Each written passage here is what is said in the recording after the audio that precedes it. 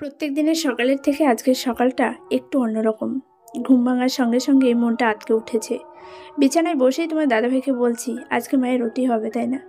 পরিবারের প্রত্যেকেই আমরা ভীষণ চিন্তিত। তবে বাস্তব জীবনটা খুবই কঠিন, জানো তো।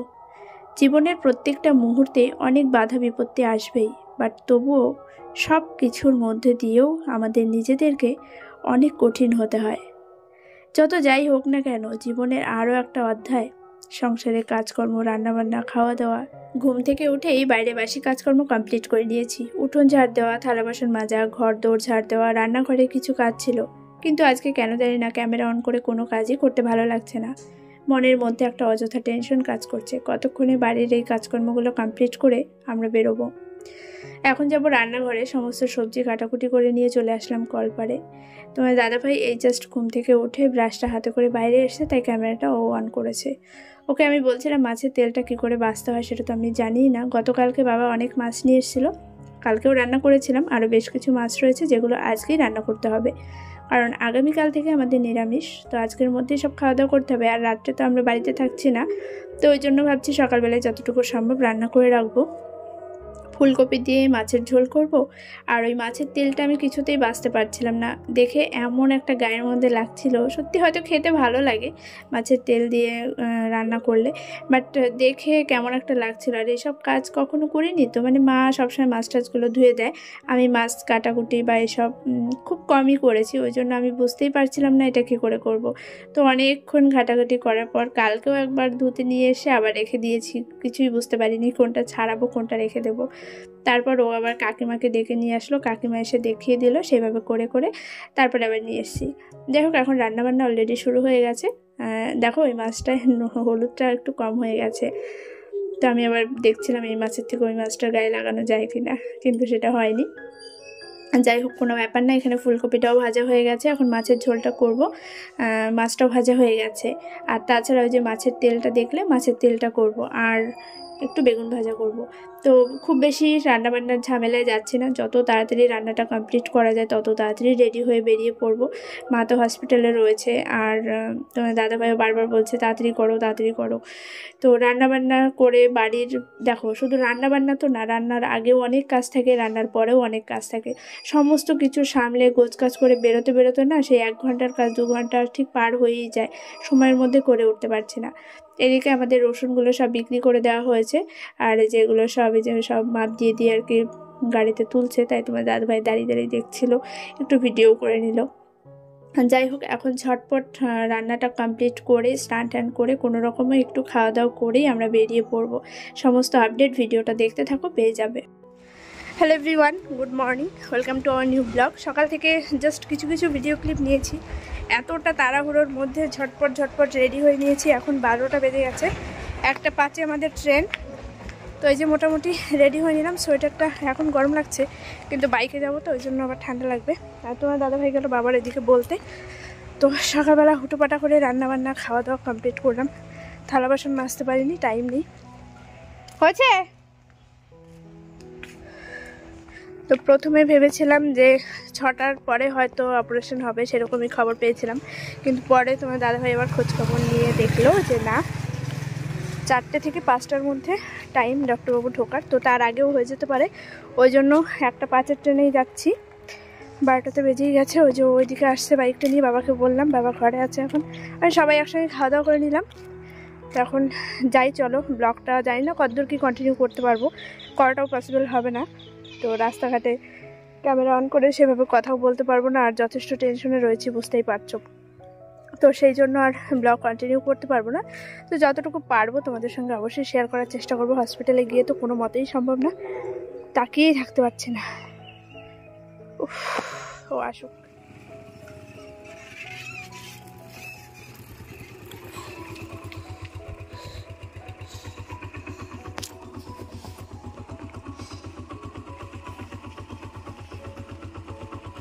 আছে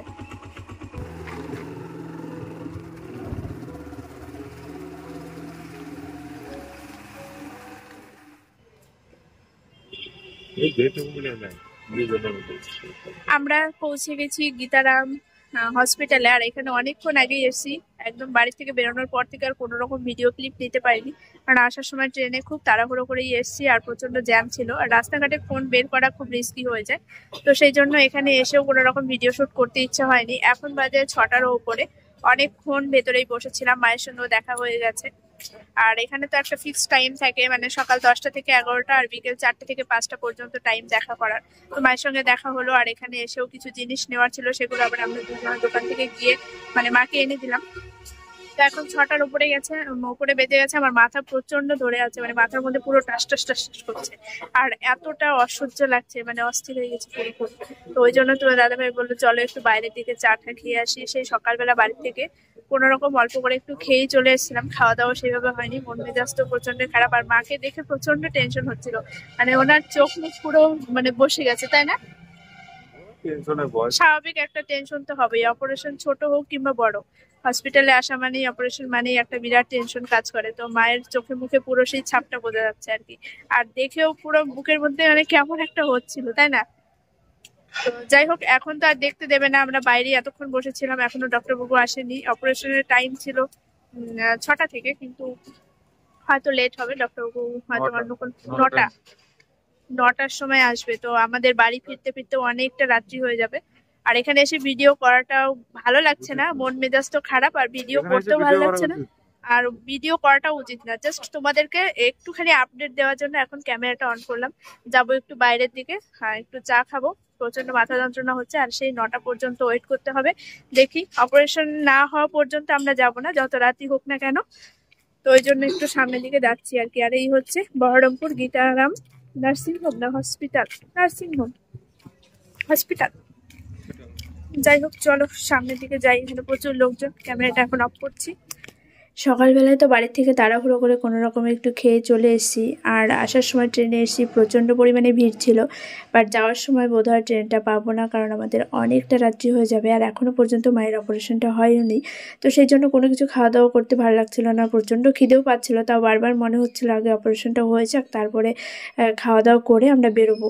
কিন্তু পরে সেই খাওয়ারও সময় পাইনি, বাসের টাইম হয়ে গেছে, মানে সারাটা দিন আজকে খিদে কষ্ট করেছি, এদিকে একটা মানসিক টেনশন রয়েছে, মানে মানসিক এবং শারীরিক দুদিক থেকেই আজকে প্রচণ্ড কষ্ট হয়েছে। এদিকে তোমার দাদাভাই বাবার সঙ্গে কথা বলছিল, আরও সব আত্মীয় স্বজন যারা আছে সবাই ফোন করছিল, মামা মাসি পিসে মশাই জামাইবুড়া সবাই ফোন করছিল। তো সব দিকে ও কথাবার্তা বলছিল, আর এখনই আমরা এখান থেকে বেরিয়েও পড়বো। বাজে এখন 11টা 55, এইমাত্র জাস্ট আমরা বাসের থেকে নামলাম। প্রচণ্ড পরিমাণে হয়রানি হতে হয়েছে, আর বাসে আজকে প্রচুর পরিমাণে সময় লেগেছে, মানে বহরমপুরে থেকে বেথুয়া আসতে যে এত সময় লাগে সত্যি আগে জানলে এই বাসে উঠতাম না। তোমার দাদাভাই প্রচণ্ড পরিমাণে রেগে গেছে, কারণ বেথুয়াতে এসে আমাদের গ্যারেজটা বন্ধ হয়ে গেছে, দেখি 11:30 পর্যন্ত টাইম দেওয়া ছিল, তো গ্যারেজটা বন্ধ। এখন বাইকটা কি করে নেবো, আর এখান থেকে বাড়িতে কি করে পৌঁছাবো সেই টেনশনেই মাথা খারাপ হয়ে যাচ্ছে। ও তো প্রচুর রাগারাগি করছে। তো এই বাসটা মানে এরকমভাবে নিয়ে আসবে জানলে কখনোই উঠতাম না, অন্য বাসে উঠতাম।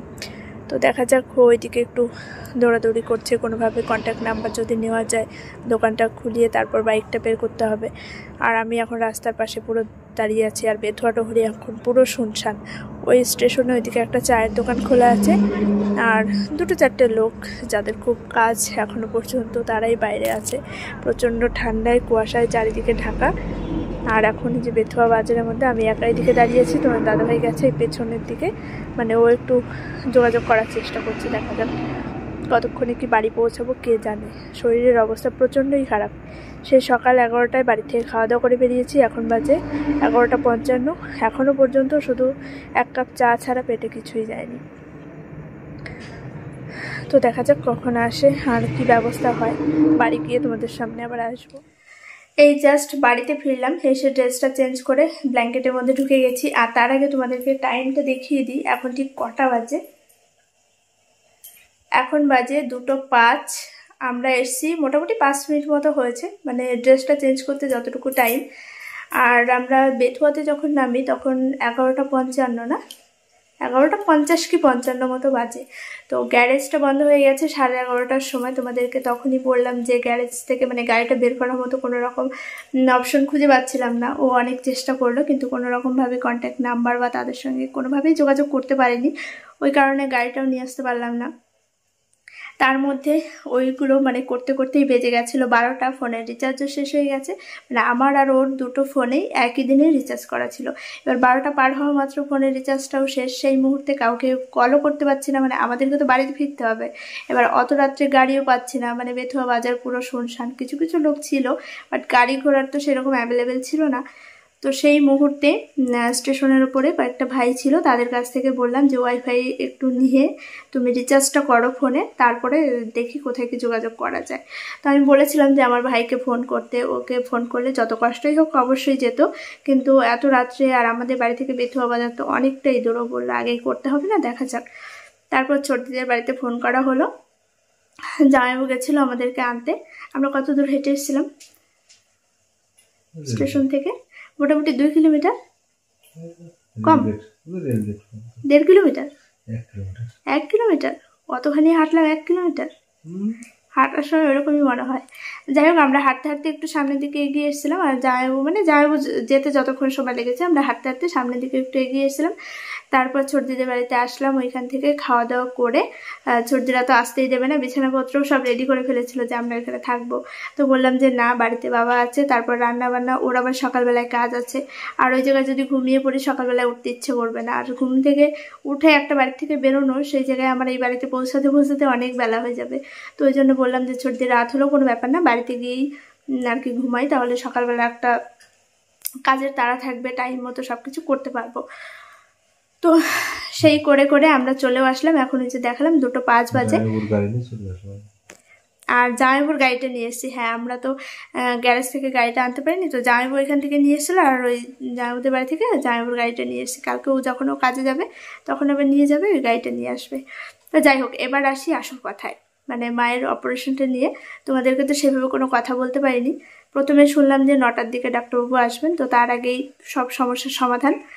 7টা কততে ওটিতে নিয়ে গেল? 7:14, মোটামুটি 7:14 কি 15 নাগাদ ওটিতে নিয়ে যাওয়া হয়েছিল, আর 8টা কততে বেশ, টাইমটা এক্সাক্ট মনে নেই। তো যাই হোক, বেশ খানিকক্ষণ সময়ও লেগেছে। তো অপারেশন একদম সাকসেসফুল, কোনো প্রবলেম হয়নি, আর সব কিছু ঠিকঠাকই আছে। তো এই নিয়ে সারাটা দিন ভীষণ টেনশনে ছিলাম, প্রত্যেকটা মানুষ, শুধু আমি না, প্রত্যেকটা মানুষই। আর তোমরা এই জিনিসটা ভালোই বুঝবে, ফ্যামিলির একজন হসপিটালে ভর্তি থাকলে তারপর যদি বিষয়টা অপারেশনের দিকে যায়, সেই বিষয়টা নিয়ে ঠিক কতটা টেনশনে থাকা হয়। তো সকালবেলায় এই যে বাড়ির কাজকর্ম সেরে খুব হুটোবাটা করে বেরিয়েছিলাম, আর তার মধ্যে আমারও শরীরটা খারাপ, গতকালকেই তোমাদেরকে বলেছিলাম। তো সারাটা দিন ওরকম হয়রানি। আর ওইখান থেকে আমরা বেরিয়েছি তখন মোটামুটি কটা বাজে? 8:50 বাসে উঠেছি, মানে আরেকটু লেট হলে আমরা বাসটাও পেতাম না। আর ওই মায়ের অপারেশনের পর মায়ের সঙ্গে দেখা করে একটু কথা বলে, আর তখন গিয়ে তুমি কি জিজ্ঞেস করেছিলে সব ঠিকঠাক আছে কি না, মানে ও মাকে জিজ্ঞেস করেছিল যে কোনো প্রবলেম হচ্ছে কিনা। আর মাকে পুরোপুরি অজ্ঞান করা হয়নি, মানে অবশ করে নেওয়া হয়েছিল।